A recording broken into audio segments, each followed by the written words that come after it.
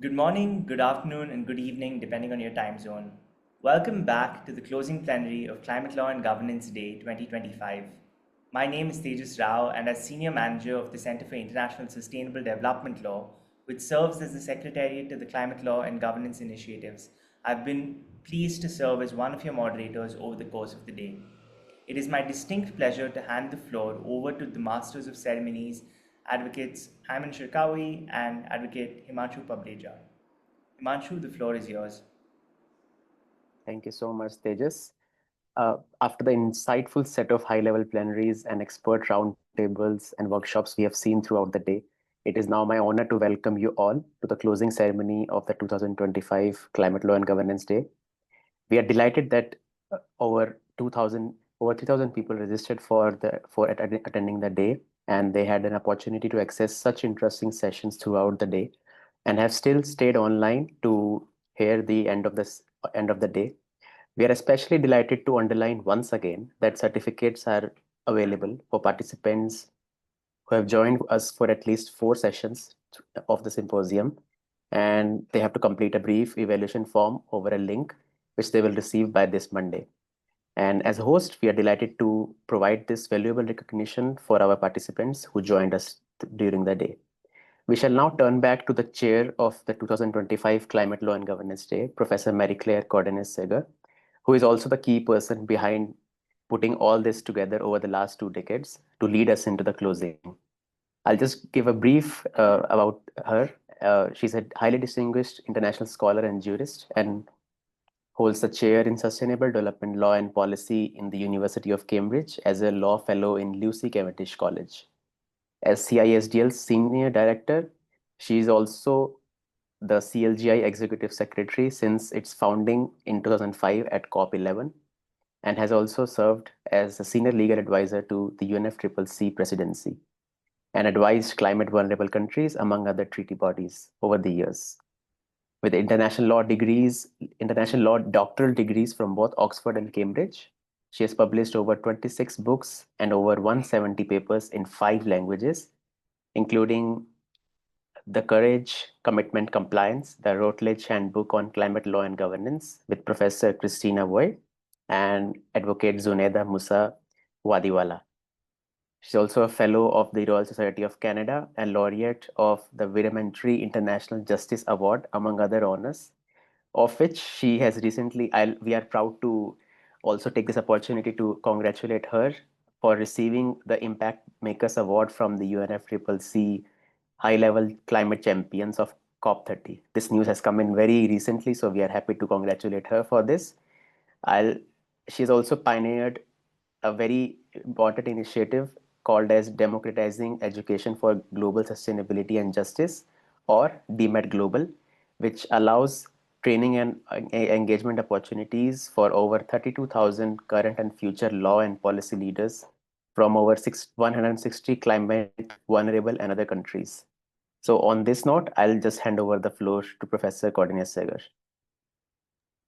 Thank you so much, Advocate Himanshu. It is an honor and a pleasure to be here with you and indeed with all of us here at the day. And I should especially recognize and honor our colleagues that have been hosting some incredibly fascinating sessions throughout the day, including my colleagues from DMED Global, who are really the ones that deserve all the credit for the incredible work that is being done to open access to educational opportunities on climate law and other important treaty regimes worldwide. So I would be very, very pleased, especially to thank so many of you for staying with us online throughout this remarkable day. And in order to help us close this rich and substantive dialogue, it is especially brilliant to be able to welcome several global leaders of the climate law and governance community who have kindly agreed to share their insights and closing thoughts. So I'm quite delighted to be able to introduce them to us now. First, I'm very, very pleased to note that this highly distinguished closing plenary will focus on the practice of climate law and governance, an issue that have come forward again and again since our international courts and tribunal judges told us this morning in no uncertain terms, we have done everything we can in our judgments. We have given you our words. Take them and fight with them. And that is exactly what lawyers are doing on the ground, of course, already all over the world. And so we are very, very pleased to be joined by several of those lawyers. Many of them are laureates of the Climate Law and Governance Global Leadership Award in order to help us to close this session. We will focus on how professionals are making the Paris Agreement real on the line, on the ground, in countries, companies, and communities, and also on opening careers for new lawyers in this area, because goodness knows we need more, more people specialized, more who are willing to be able to move us forward. I will first introduce Advocate Douglas Leys, KC, who is former General Counsel of the Green Climate Fund and has previously served as Solicitor General for the Government of Jamaica. He brings, of course, extensive legal expertise from his role as General Counsel of the Caribbean Development Bank and his knowledge, especially in Jamaican and global legal circuits, from his work supporting Dominica and Grenada and many others in navigating their restructuring of their international portfolios. I think he is going to address us first, and then I will be very, very pleased to welcome to the discussion Advocate Estelle Dehon KC, who is, of course, a senior barrister with Cornerstone Climate and a laureate of the Climate Law and Governance Global Leadership Award. Advocate Ilona Yalcin, who is a senior partner with CMS internationally and also leads incredible portfolios, not just in the International Association of Defense Counsel, but also on ESG for her firm globally. Advocate Ilona Millar, who is a partner in Gilbert and Tobin, a laureate of the Climate Law and Governance Global Leadership Award, and has been practicing for many years in this space with great renown from all of our colleagues in the COP. And Advocate Claire Dunce, who is a partner and international head of pro bono at DLA Piper, which won the Global Leadership Award in the year of the COP in Glasgow, and has kindly joined us as well to complement this discussion. So I am going to welcome Advocate Douglas Leys to start us off, and then turn to each of these incredibly distinguished and indeed renowned women lawyers who are joining us on this closing. Douglas. Thank you, Prof. Marie-Claire, and welcome to all the persons who are observing online. I want to start off by being very blunt. When I was General Counsel at the Green Climate Fund, the GCF, we struggled to find lawyers capable of handling climate-related legal work in developing countries. This wasn't just frustrating. It was limiting our ability to deploy climate finance effectively. But this problem is also your opportunity. Picture this. The GCF had approved over 12 billion in climate finance across more than 100 countries. We had the money, we had the projects, we had willing governments and implementing partners. But time and time again, we hit the same bottleneck, the lack of good legal practice ready to assist with climate projects. I've seen renewable energy projects in Africa stall because local lawyers couldn't navigate the intersection of power purchase agreements, climate finance structures, and international environmental standards. REDD+ projects, which required expertise in forest law, carbon markets, indigenous rights, and international climate policy, an interdisciplinary challenge most law firms couldn't handle. In fact, when I joined the GCF, there was just one global law firm who had the expertise in REDD+ projects. And I was embarrassed time and time again going to procurement committee, and my committee is asking me, are there no other law firms with this qualification? Embarrassing to say, but it was the only law firm with the qualification at the time. So this wasn't a minor inconvenience. It was a systemic barrier to climate action. And here's the crucial point. That barrier still exists today, which means the opportunity for lawyers willing to develop climate expertise has never been greater. Now, today's symposium has explored exactly these challenges through the themes that cascade directly into what I want to share with you. First, we have discussed operationalizing the Paris Agreement at 10, that is strengthening measurable progress, advancing forests as nature-based solution, and enhancing transparency. Second, we have examined scaling up national climate action through law and governance, that is innovating high ambition instruments and creating multi-level governance synergies. This is precisely where the legal skills gap I encountered becomes most apparent. Third, we have explored advancing climate justice, engaging civil society, courts, and the legal community in raising climate ambition and addressing intergenerational equity. Fourth, we have considered deploying law for just transition, harnessing legal instruments to mobilize climate finance and ensure sustainable development. This is where the career opportunities I want to discuss with you are most immediate and substantial. Let me share two examples from projects I'm currently working on that demonstrate this reality. First, in the Caribbean, I was part of a consortium bidding for a public-private partnership to develop a judicial complex in the parish of Trelawney in Jamaica. You might ask, what does courthouse construction have to do with climate law? The answer, everything. But here's where it gets compelling. Hurricane Melissa recently devastated the parish of Trelawney, causing widespread destruction of buildings. Many structures lost their roads, infrastructure was severely damaged, and our consortium original proposals now need to be completely revamped in light of this climate reality. This isn't just about rebuilding. It's about reimagining legal infrastructure through a climate lens. Second, in Central America, I'm leading comprehensive reform of an entire country's electricity sector, drafting new energy legislation that will transform how they generate, distribute, and consume energy. This isn't just energy law. It's implementing the Paris Agreement through domestic legislation.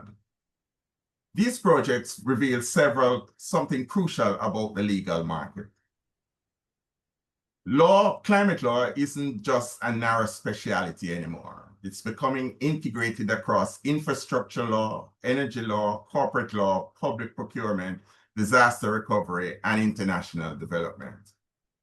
Consider the market reality. Every major infrastructure project now requires climate resilient assessment. Every corporate transaction involves climate risk evaluation. Every government procurement must consider climate implications. Every international development project requires Paris Agreement compliance. Every post-disaster reconstruction effort demands climate-smart legal frameworks. This creates unprecedented opportunities for young lawyers willing to develop climate competency. So what does this mean for you? I want to give you specific actionable steps you can take immediately to position yourself for this opportunity. First, invest in climate competency now, but do it strategically. Don't wait for your firm to send you on a course. The ICJ advisory opinion on climate change delivered just months ago has fundamentally changed the legal landscape. Intergenerational equity is now binding international law, not just a moral principle. Climate resilience is becoming a legal requirement, not just good practice. Start with the fundamentals. Understand the Paris Agreement's legal architecture. Familiarize yourself with climate science basics and study how climate considerations are being integrated into your practice area. If you're in corporate law, learn about climate risk disclosure requirements. If you are in infrastructure, understand resilience standards. If you are in litigation, study climate cases and their legal reasoning. Second, seek out climate-related work in your current practice area immediately. Don't wait for a perfect climate law position. Climate considerations are already embedded in existing work. Hurricane Melissa, Typhoons Kalmeji and Fongwang, and similar climate events are creating immediate demand for lawyers who understand both traditional legal frameworks and their climate dimensions. Volunteer for ESG aspects of corporate transactions. Ask to work on infrastructure projects with sustainability components. Get involved in renewable energy deals. Participate in climate litigation cases. Every major law firm now has climate-related work. Position yourself as the person who can handle both traditional legal aspects and the climate dimensions. Third, build your network in the global climate law community. Events like today's symposium aren't just academic exercises anymore. They are professional development opportunities and networking platforms. The lawyers participating in these discussions are building the networks and expertise they will need to define their careers. Fourth, develop interdisciplinary competency. Climate law requires understanding science, economics, policy, technology, alongside legal principles. You don't need to become a climate scientist, but you need to be comfortable working with scientific evidence, economic modeling, and technical specifications. Fifth, consider international experience and perspectives. Climate law is inherently global.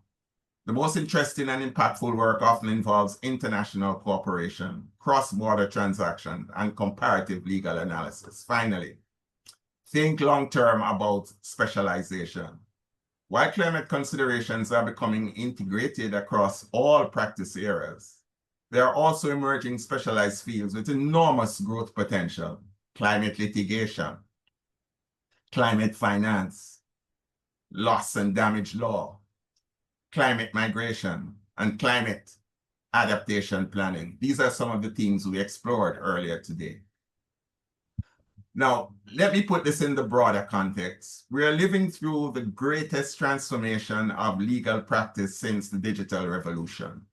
Well, unlike the digital transformation, which happened gradually over decades, the climate transformation is happening rapidly and urgently.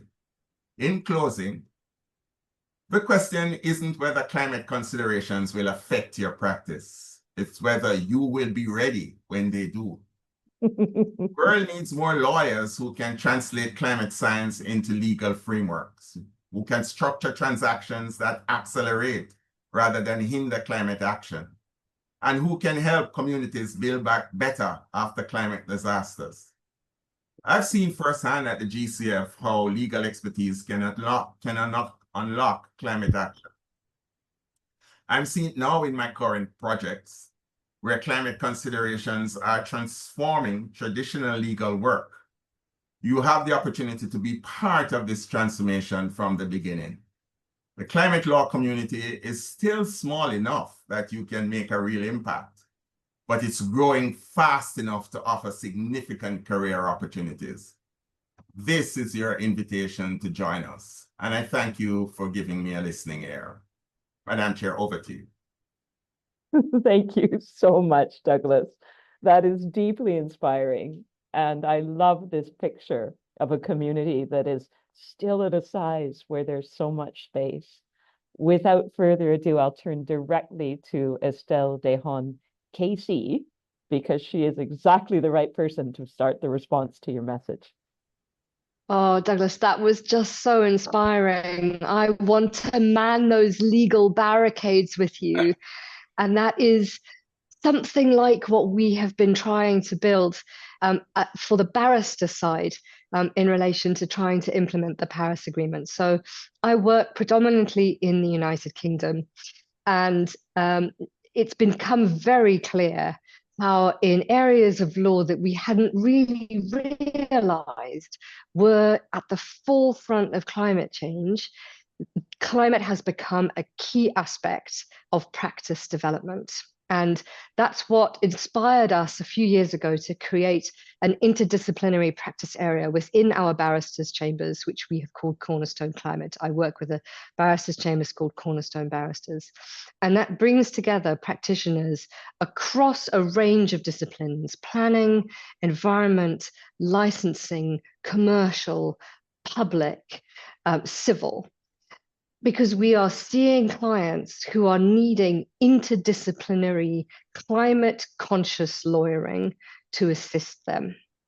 And as a result of that, we've been able to look at both sides of the sort of climate coin, both sides of the important ways in which lawyers can engage with climate related law. So on the one side, we're looking at the ways in which to operationalize the Paris Agreement through positive project building. So you've heard the best you could possibly hear about climate finance from Douglas, but we've also been looking at things like infrastructure projects. So there's a massive need for grid upgrade if we're going to electrify in order to remove fossil fuels from a lot of the ways in which we power the way in which we live. That's going to require massive grid upgrade in many countries. That's a massive infrastructure project, and that's something that needs climate conscious lawyering. You've already heard from Douglas about renewables. I mean, they really are key to the thinking around a lot of the lawyering that we have been doing. And so supporting really big solar, offshore wind, all of those big renewables infrastructure projects, and learning about the intersections with other areas, the possible challenges that the climate law faces with areas like nuclear. Is it renewable? Isn't it renewable? How are we going to deal with it? This is something that the best legal minds are being tested with, and that's something that we are trying to engage with. And on the other side of the coin, there is the need to use legal tools to hold to the fire the feet of those who are behind and who are required to take the action within the transition. And that is predominantly government in terms of large strategic climate-related litigation projects, and the commercial sphere. So in relation to the government, I suppose there's two different kinds of litigation that we in Cornerstone Climate have become involved with.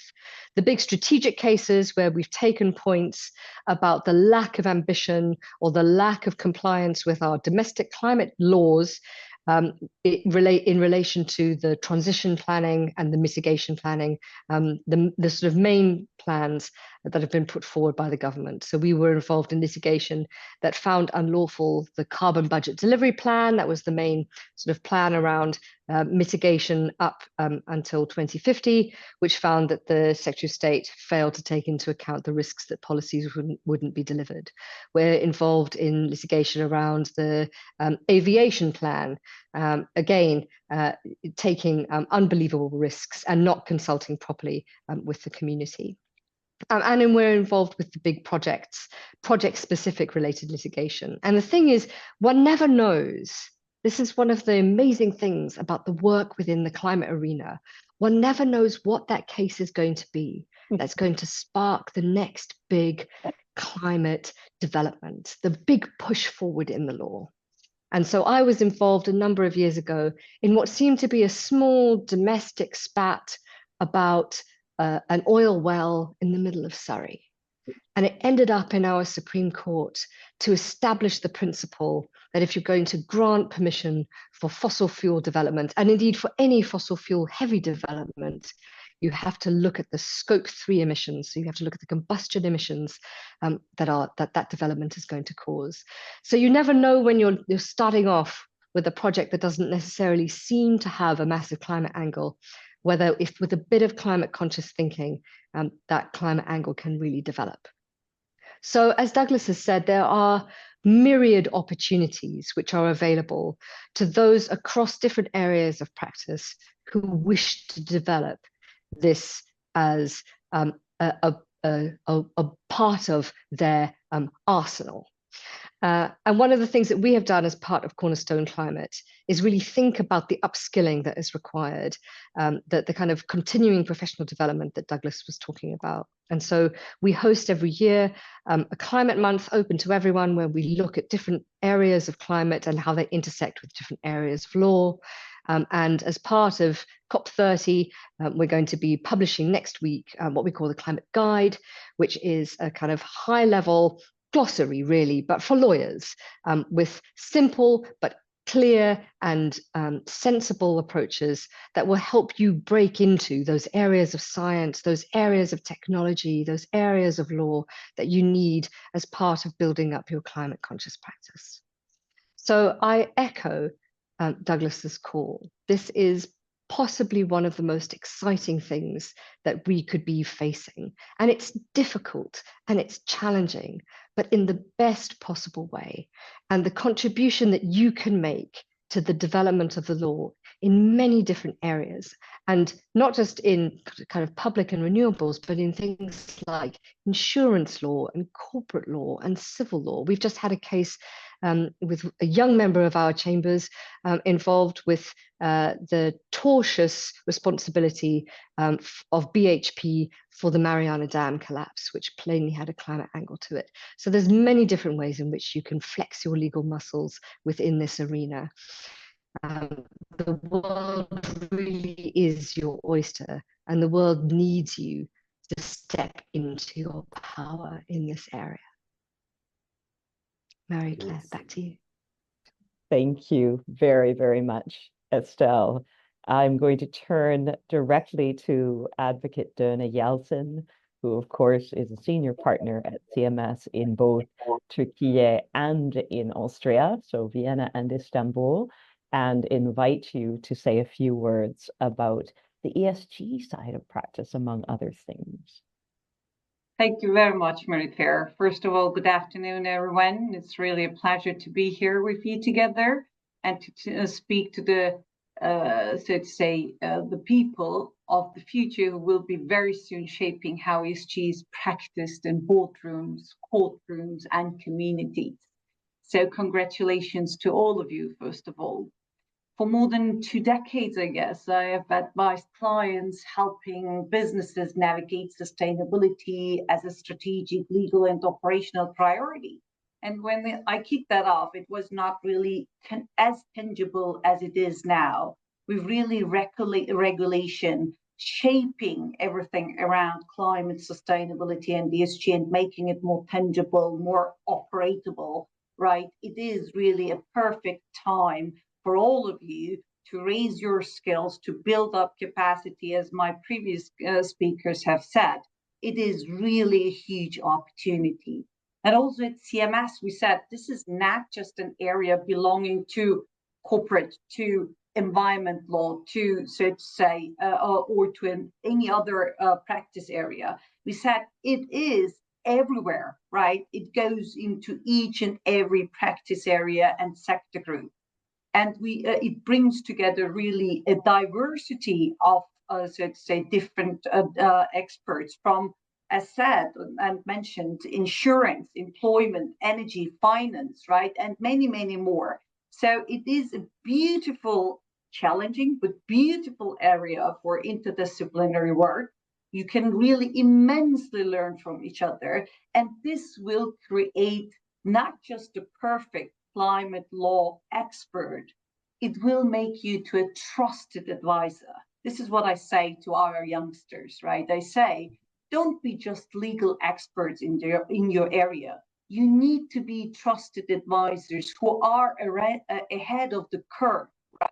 Who really predict what is coming, so to say, at your clients.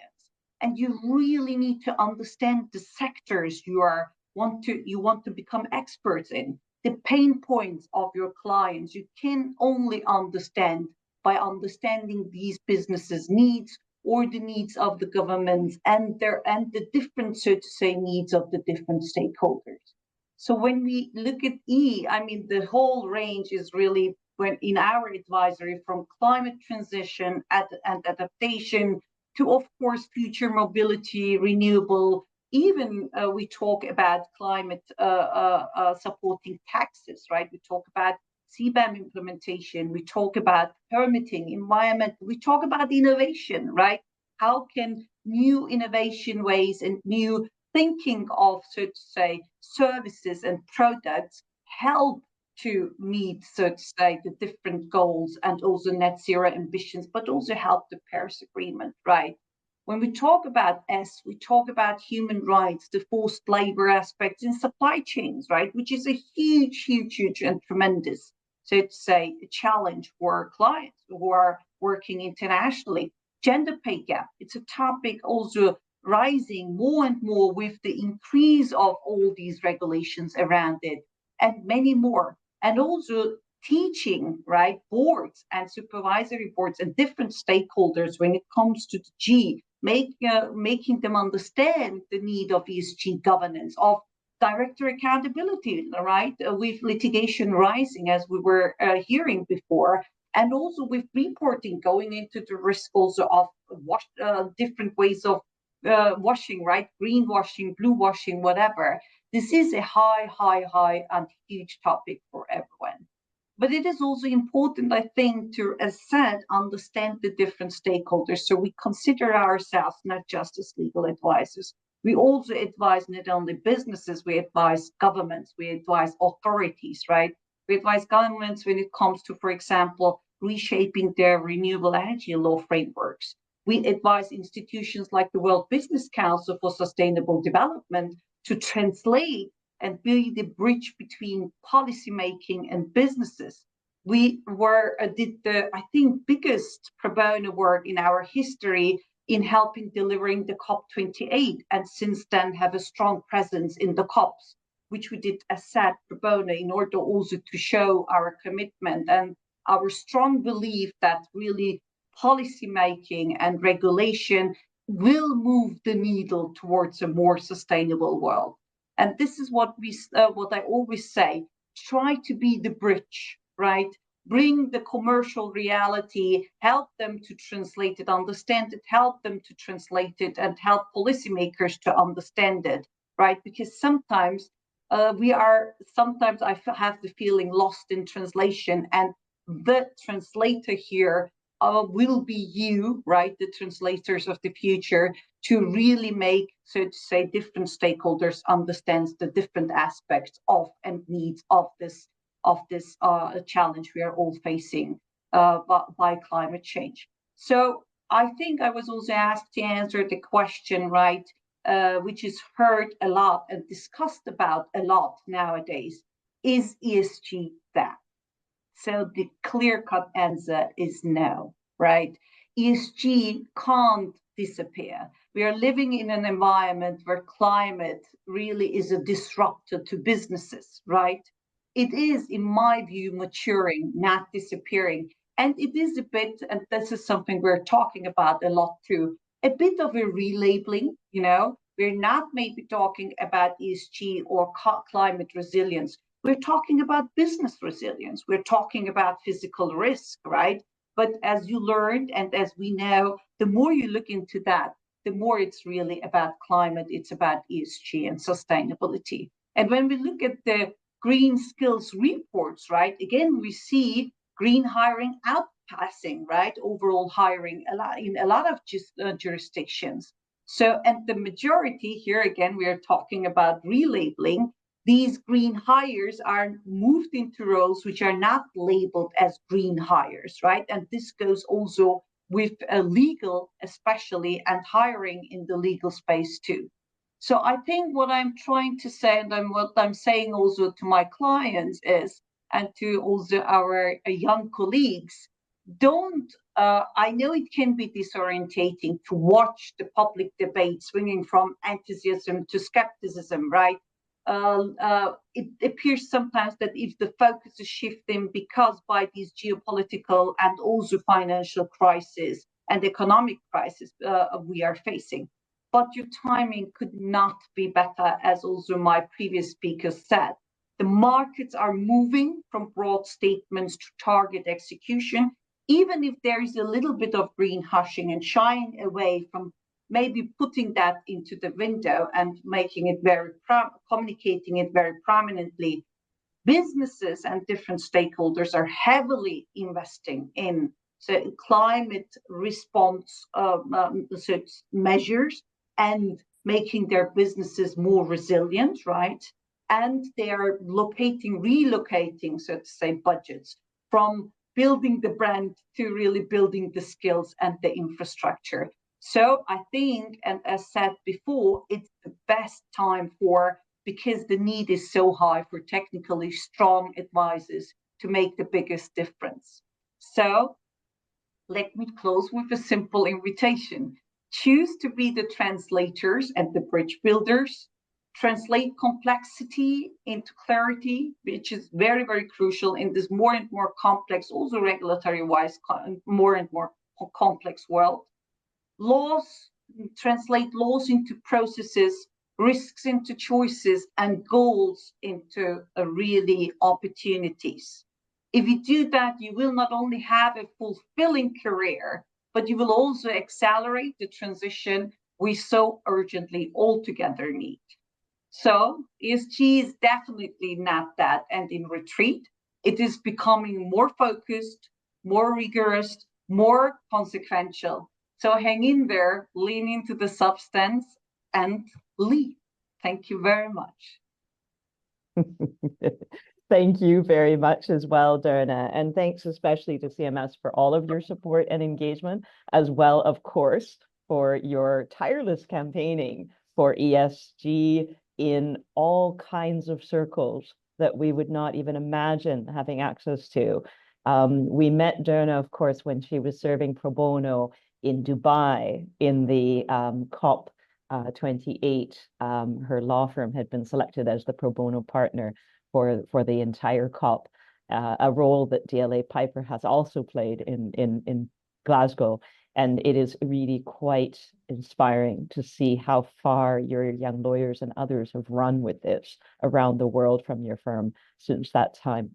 I'm now going to turn to someone who has been with us right from the very, very start of climate law and governance, Advocate Ilona Miller, who is now with Gilbert and Tobin in Australia. And yes, we are aware that we have Turkey and Australia here with us on this panel, and we will quietly say, we'd love to visit you both. Advocate Ilona, please, the floor is yours. Thank you very much, Marie-Claire, and it's a pleasure to be here with everyone this afternoon, evening, morning, whatever it is in your time zone. So I'm a partner at an Australian law firm called Gilbert and Tobin, which is a commercial law firm, and delivering all of the corporate services that you sort of see with corporate firms across M&A, mergers and acquisitions, and corporate advisory, banking and projects, real estate, litigation, employment. But I was brought into this firm 3.5 years ago specifically to build a climate practice, and the vision from our chairman was that one of the key things that's going to shape the way in which the economy in the world develops over the medium term, the short to medium term, is climate change, and it is going to drive capital flows into decarbonisation, into the energy transition, but also into resilience and other sort of aspects that are deeply touched by climate change. And so with that vision from my chairman, I was able to build a new practice in a firm that had traditionally looked at climate change through the lens of environmental law. I had the privilege for almost 15 years serving as a lawyer, and then the head of the climate change practice at a global law firm. It may have been one of the ones that was working very closely with Douglas in the delivery of climate finance into various areas of global development like renewable energy and REDD+. But through that, I've spent the last 25 years almost working across the development of climate law in practice and in a commercial practice. So what does that actually look like? So I sort of talk about my practice across 4 key areas. The first is climate finance and structuring investments into those projects that are delivering on decarbonisation. It might be, in the early days, a lot of it was renewable energy. These days, we see it develop into new areas. I've recently worked on an amazing project that's looking to invest billions of dollars into green iron and green steel in Australia. And that brings together so many different aspects of climate law. On one hand, it's managing emissions and managing the decarbonisation of a sector. On the other hand, it's looking at how do you sort of procure the renewable energy to drive the delivery of green hydrogen to then be used as a catalyst in that green steel technology. I've had the privilege of working with a number of climate funds over the years, including structuring carbon funds, and most recently, one of the pieces of work that I'm most proud of is being external counsel to a new facility that is being set up in the Pacific, the Pacific Resilience Facility. And that has been a journey over the last 18 months to, in fact, draft a treaty to establish a new international organization, which is going to then serve as essentially a financing facility to deliver, real, predictable, accessible finance that fills a gap that some of the other larger multilateral funds find it difficult to deliver to small islands that might only need grant financing of $30,000 or $40,000, but still desperately need that finance to be crowded in at scale. So that's the sort of type of work that I get exposed to in the climate finance space. I've worked across carbon markets for now 20 years, since the early days of the Clean Development Mechanism, and now the implementation of Article 6 of the Paris Agreement. And that work is incredibly rewarding, working with project developers and investors to bring together and structure projects which will deliver on-the-ground benefits to communities through land sector restoration, and also environmental benefits through the co-benefits that come from those types of activities. I work across compliance. In the Australian market, we have compliance with respect to greenhouse and energy reporting. And then also now, as of this year, introducing mandatory climate-related financial disclosures under our corporations law. So advising clients on how to comply with their obligations, but also to use those reporting frameworks, not just as a means of doing the minimum requirements, but use it as a way of understanding their businesses, understanding climate risk, and leveraging that into value creation for their firms. So there's a huge sort of range of work that you can do in commercial practice. We also support a lot of pro bono work, and I'm here at the COP supporting the Legal Response Initiative, which is supporting developing countries and other sort of stakeholders with legal advice on the climate negotiations. So lots and lots of opportunity, and I would really, really encourage people to pursue this area of practice. Most law firms have graduate intakes and programs, and there's an opportunity to ask those questions. What are you doing in this space? How can I participate? Who can I work with in your firm? And I see that every year when we do our recruitment practices, but I'll leave it there, and thank you very much for having me. Thank you. And certainly we first met Ilona when she was working on carbon markets in early days, and we have been absolutely astonished and impressed and admiring from a distance as she takes this area forward in this particularly important region of the world. I think we all want to hear more about what you are doing with the Resilience Treaty and where that will take us in the future. I'm going to, however, instead turn to Advocate Claire Dunce, who is a partner of International Head of Pro Bono as well in DLA Piper. Welcome, Claire. Good evening. Thank you very much, Mary Claire, and good evening, everybody from London. I'm Claire Dunce, one of the pro bono partners at DLA Piper, and I lead our pro bono practice across the international firm. I'm delighted to be here with you tonight and to join the discussion. I've been asked to round out our discussion by sharing some practical examples of ways that lawyers can contribute on a pro bono basis. So even if it's not your core mandate, ways in which you can make a contribution and build skills that can bring in climate conscious lawyering. I echo the speakers before me, both in terms of the scale of the challenge, but also the size of the opportunity before us. It's a golden moment. I'll talk about 3 of the areas that we've been focusing on at DLA Piper, but there are many, many other areas in which you can provide pro bono support to extremely worthy causes. I encourage each of you to develop your own climate conscious pro bono practice. So the first area that I'm going to be talking about is climate change negotiations and building capacity. That's helping countries to engage in multilateral environmental negotiations. We've been working with countries since 2012, and we've got a team actually on the ground in Belém as well, supporting governments from climate vulnerable, developing and least developed countries to navigate the UNFCCC process. More recently, we've also helped during some of the sister COPs for biodiversity and desertification, which are all intense, complex negotiations process. So what does that actually look like? Lawyers can provide legal advice, interpret treaties, weigh up the impact of wording changes. We can help delegations prepare, track through changes, and advise on negotiation strategy.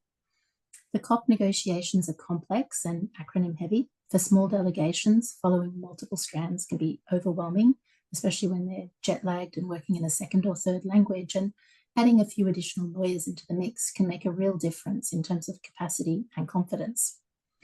We're also working to build capacity for future climate leaders. For example, we've run a COP negotiations training course, most recently at the University of the South Pacific, a region that's shown incredible youth leadership, including in pushing for the ICJ advisory opinion, which I know you've talked about a lot today. The second area is legal frameworks.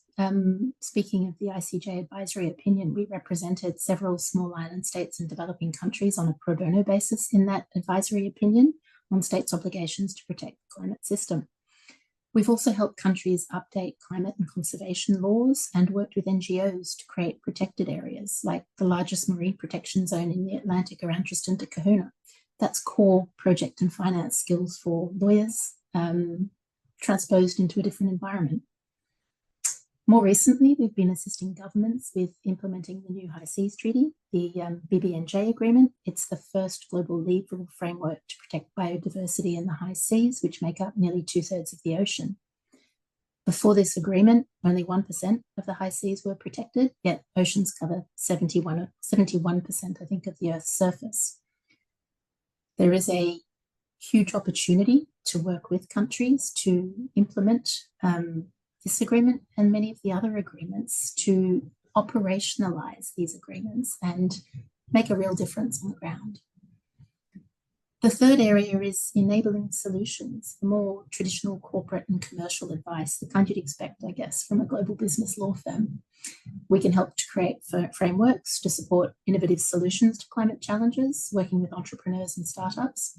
But lawyers can also help to enable access to climate finance by assisting with corporate documentation, with governance, and helping to create frameworks for innovative financial instruments. At the more human level, we're also working with law schools to help prepare generations of lawyers to be better equipped to provide support on the ground following things like natural disasters.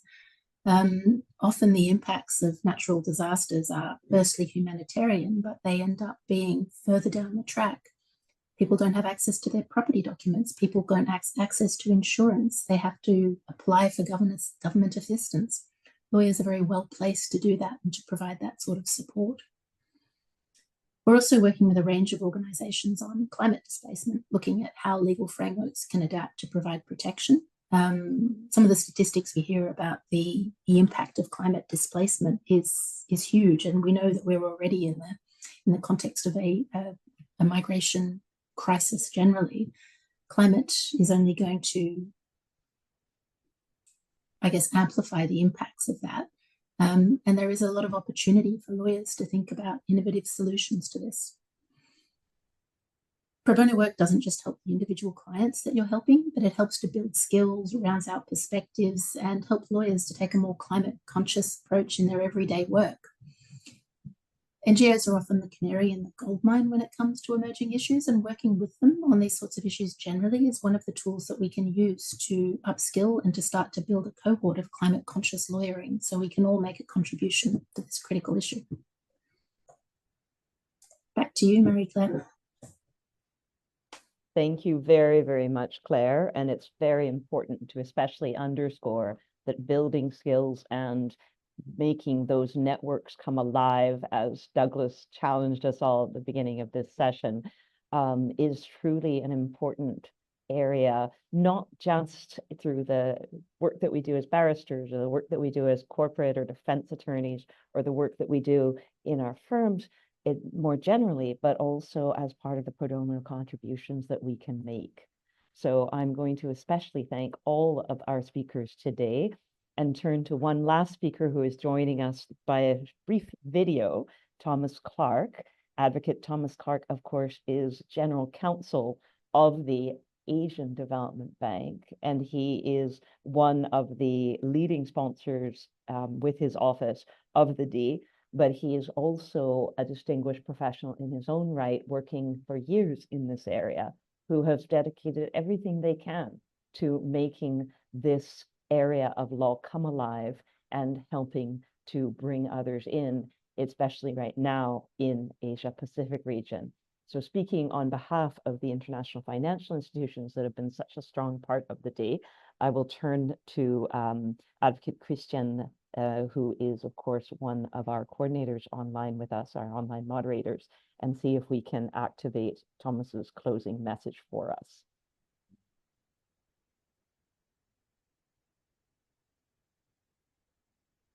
Hoping that it works. Christian, are you trying to make it work and it isn't coming through? World. Although I cannot be with you in person, I'm honored to share this message of heartfelt congratulations and deep gratitude.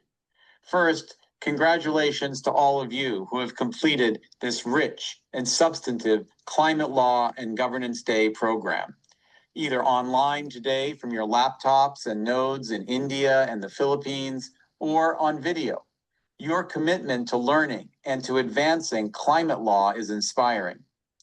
And congratulations as well to those of you who are completing the Climate Law Specialization course during COP30 in partnership with the Federal University of Para, earning new knowledge and skills to address these critical and crucial challenges for Asia and the Pacific and for the rest of the world.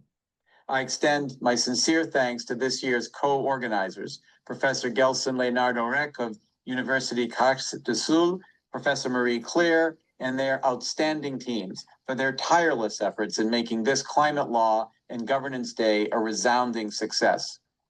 Now, this day is more than an event. It is truly, and this is a word that I've heard much over this week, both in Belém and here in Macapá, it is a global multirao, a collective endeavor to share knowledge and to forge partnerships for legal and policy solutions to address climate and sustainability challenges. COP30, and I say this from the heart of it, is historic. Justice is now recognized as a cornerstone of climate action. Indeed, for the first time, one full day was dedicated to a justice event right at COP30. The rule of law is seen to be indispensable to climate governance. And indeed, law is a bridge between global commitments and local implementation, between aspirations and enforceable obligations. Indeed, this is a point that I made in the very exciting launch event that we had just on Wednesday to launch our MOFI, our Model Forest Act initiative. Very much so in this spirit of finding a global model law that can be implemented at the national level. And only by using the law, only by using the concepts of justice and bringing these concepts into effect in individual countries, can we really make a difference. Now, at ADB, the rule of law is embedded in our corporate strategy 2030. Why? Because inclusive and predictable legal systems are absolutely essential for equitable and sustainable growth. Through our Law and Policy Reform Program, we work with governments to remove legal barriers to climate and nature finance, to draft whole of economy climate legislation, carbon market laws and regulations to help generate the high integrity carbon credits and forest laws that actually will provide for the planned management and conservation of forests and the development of forest industry in alignment with indigenous peoples and traditional landowner rights and the preservation of ecological integrity. We support green courts and judicial education for more effective implementation of these laws. And of course, as relevant to this audience, I think we're very invested in training lawyers and strengthening climate legal education to build the next generation of green leaders, many of whom I hope are right there listening to me now. I'm delighted to announce, in fact, a new initiative, the Climate Finance Course for Government Lawyers in Asia and the Pacific. This has been developed in partnership with the University of Cambridge and the Center for International Sustainable Development Law. Launching early next year, this course will equip government lawyers with the tools to access, manage, and deploy climate finance effectively. My friends, the challenges before us are immense. Indeed, we've heard about these immense challenges for much of these couple of weeks here in Brazil. However, Climate Law and Governance Day and the broader COP30, of which it's a part, remind us that collaboration and knowledge sharing are our most powerful assets. Together, we can create and craft the innovative, implementable legal solutions that will help us confront the greatest challenge of our time. Once again, I commend the Climate Law and Governance Initiative, the Federal University of Para, and all the experts and delegates who contributed to making this day and COP30 truly transformative. Thank you, and let us continue to lead with the courage, creativity, and commitment that are needed. Thank you very much. Warmest of thanks to Tom Clark for that message, and also to all of our absolutely brilliant and inspiring speakers on this closing plenary for their excellent messages of hope, and indeed also quite strongly laying out a challenge that everyone here with us online is, I think, ready to pick up. So I would like to now thank everyone who has stayed with us till the end of this long, rich, substantive day. And as we draw our Climate Law and Governance Day 2025 to a close, I am very profoundly grateful and optimistic for the future of climate law and governance. We are facing very difficult headwinds, and we need to meet them with resolution, and we need to meet them with the spirit that our colleagues at the COP30 are also trying to show forward. Today's discussions have demonstrated the extraordinary power of legal innovation and collaboration in addressing the climate crisis. From our morning's exploration of the implications of the international courts and tribunals advisory opinions, and I know we have another to go with the African Court of Human and People's Rights that we are watching very carefully, to our afternoon's deep dives on the different areas in which climate law is alive, well, growing, and indeed trying its best to help bring justice to some of these crucial issues. We have witnessed the breadth and depth of legal expertise being brought to bear on our greatest global justice challenge of our time. I'm particularly delighted to just underline that over 3,300 people have registered to join us with this day, either online during different sessions, and I know there were some quite large ones, including with our International Court of Justice, International Tribunal on the Law of the Sea, and Inter-American Court of Human Rights judges this morning, and also with our general counsels this afternoon, but also through the videos and the notes that they are joining us through that Thomas Clark and others have referred to. There has been a group in India, over 150 in a law library in Gujarat, who have been joining us in a node. It is now, I know, very, very late for you, but I'm glad you are still with us. There is also a group in the Philippines who are going to be watching these videos next week, with over 200 young people signed up to be able to hear these messages. And of course, there are nodes in Pakistan, in the Women's University, in JSW in Bhutan, and also across Africa, our learners from our DEMED Global courses who are still with us despite the late hour, or should I say early morning. So I'm incredibly glad that more than 117 countries, 3,300 law and policy leaders, current and future, are here with us joining this growing community, and that over 7,600 have signed up in our climate law registry, which is building the capacity in the community that we need to be able to implement climate law at all levels. As we close today's proceedings, I also want to express my deepest appreciation to our distinguished speakers and to those who hosted sessions. I know it's a lot of work to put together a good session, to reach out to your community and invite them to register, to ensure they're actually there, to move the dialogue forward, and it is indeed deeply appreciated.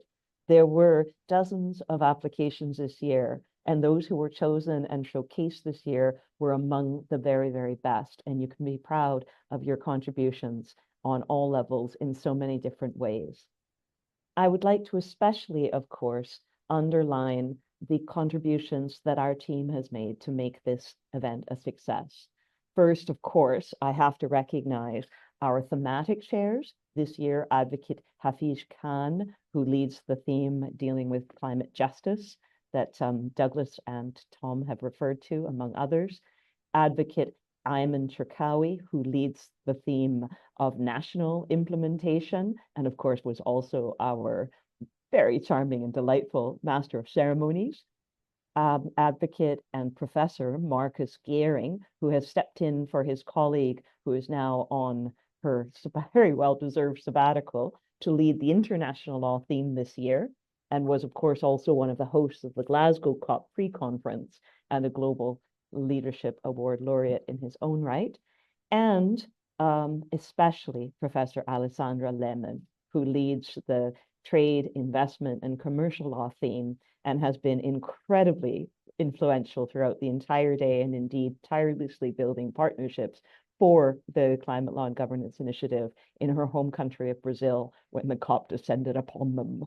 So we are very, very, very grateful to our thematic chairs and to our lead rapporteur, Dr. Gelli Molino, who has been with us since the start here, making this happen.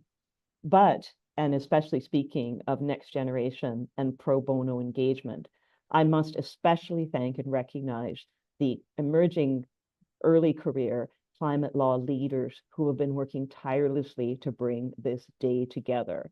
Carter and Joe from the DEMET Global team, of course, have been helping since Bonn to be able to engage as many as possible, and many of you will have learned about the day through them.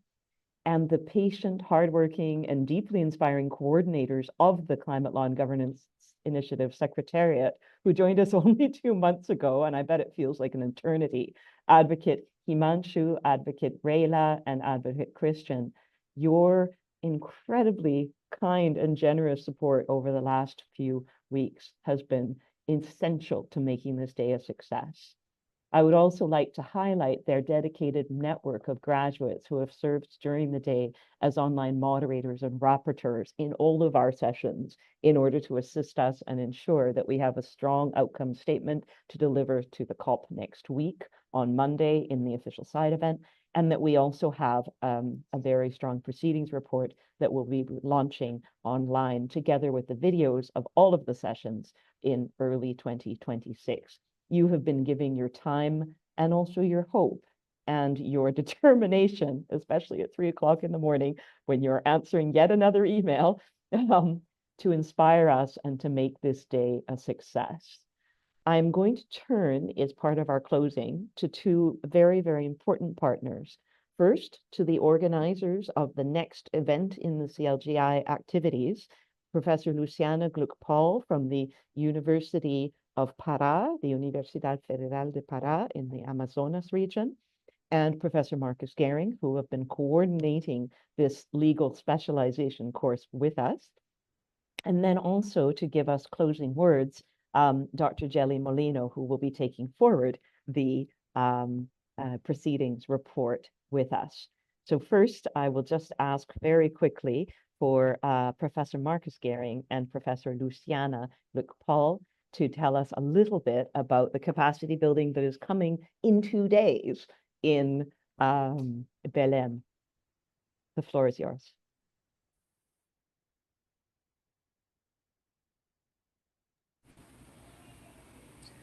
I think Professor Luciana will start.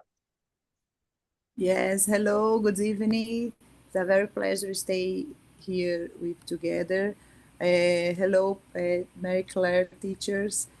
And I extend my greeting to everyone involved in these events.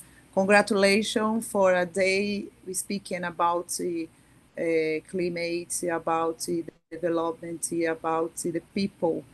I am with the Amazonian people. We are very, very happy to do the COP30 in Belém City, in Amazonia. And I am now invite everybody to participate on the specialization course in climate law and governance that starts at 9 o'clock a.m. in this Sunday in auditorium of Ailton Correia in Federal University of Pará.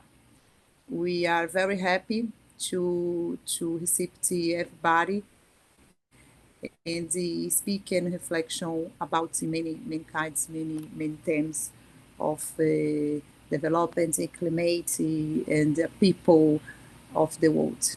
Thank you very much to stay together in this big event. Good evening, and everybody stay tired. One day speaking very, I'm so quickly. Thank you very much. This was perfect. Thank you so much, Professor Luciana, for being such a gracious host for our climate law and governance specialization course. If you're in Belém on the rest day and you have time at 9 a.m., please join us and learn more from the people who actually drafted the Paris Agreement. It's now 10 years ago, and we want to introduce you more to the features, to the details, and enable discussions among lawyers, also local lawyers from Amazonia, from the state of Pará, and the legal community, because otherwise the COP is a bit like a spaceship hovering above the host country. We want a concrete link with the legal community. So join us online. There's an online component, and we have brilliant online moderators for the day. It will be worth your while.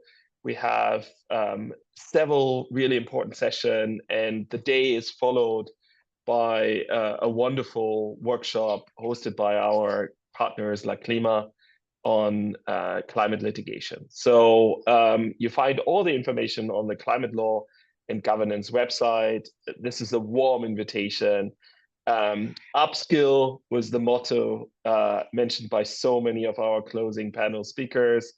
Please use these very concrete opportunity to upskill your knowledge in climate law and governance. Thank you very much, Mary Claire.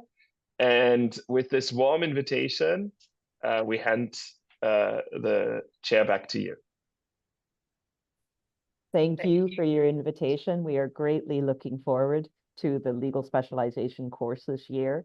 It will be open online. The registrations are still pouring in, and also, of course, in person for junior members of delegations, for junior and other observers who might be interested in qualifying, and especially for the law students from Fundación Julio Vargas, from Universidad de Caxias in Rio Grande do Sul and around the country, and for the hosts of the Universidad Federal de Pará of Amazonas, who will be joining us in person for the training to earn their certificate. And I will turn now to give us our closing words in terms of what will happen to all of your work and all of your incredible dialogues that are now part of the co-generation of legal knowledge in this area as we move forward, to Dr. Jelly Molino, our lead rapporteur for this year. Thank you so much, Marie Claire. Before I proceed, I just want to emphasize I did the specialization course in 2018 in Madrid. I was on my second year in PhD in law, so I am encouraging students to please go to that specialization course. So as noted in the opening, I am deeply honored to be joining as the rapporteur of the Climate Law and Governance Initiative. Going forward, I will be collaborating with you all to prepare the report from the day, not just conveying the flavor of the rich and insightful dialogues, I listened to most of them, but also sharing the new partnerships, project, and potentially law and policy reforms that have been sparked or strengthened through the day. I look forward to being in touch with our excellent chairs and speakers in the coming days as we advance the report, and to following up with all of you from the brilliant collaborations that have been launched and highlighted today. So thank you so much. Expect emails from me. Thank you very, very much, Jelly, and thanks to everyone who has been involved in making this day such a success. We look forwards to moving onwards and upwards to address the justice challenge of our century, and we look forward especially to all of your participation as we seek to broaden this circle. One of the most inspiring things I heard throughout the day was actually the results of an impact study that our colleagues who have been leading DEMED Global were able to share in their session. They said that after doing the training online and after joining some of these types of sessions, over 67% of the respondents of their survey had gotten involved in local, regional, national, or even international law and policy reform. That is what we need if we are going to meet the challenge that Douglas opened this particular plenary with, and indeed the plea that our international court judges made this morning to us all to take forward their words and fight. And that is the position we're in right now. And I'm deeply honored to be with all of you as we do exactly what we have been mandated by the International Court of Justice and ensure that we take seriously this challenge and actually implement the Paris Agreement. I will turn back to Advocate Himanshu to close this session on behalf of us all, together with Advocate Raila and Advocate Christian. Thank you. Thank you so much, Professor Mary Claire, for those inspiring words, and to all the panelists as well for sharing their insights about how to navigate a young lawyer's career in this evolving space. On this note, we are now announcing closure of the 2025 Climate Law and Governance Day. Please also join us for the Climate Law and Governance Specialization course happening on 16 November in a hybrid format, as well as our official side event at COP30 venue on 17th November. The further details about both these events are available on our website. So we look forward to seeing you both there. And also, I'll just want to end this with noting the team's efforts in organizing this day, especially Raila, Tejas, Christian, and all other volunteer rapporteurs and moderators who have been us throughout the day and over the last few weeks for their tireless efforts. Thank you so much, everyone.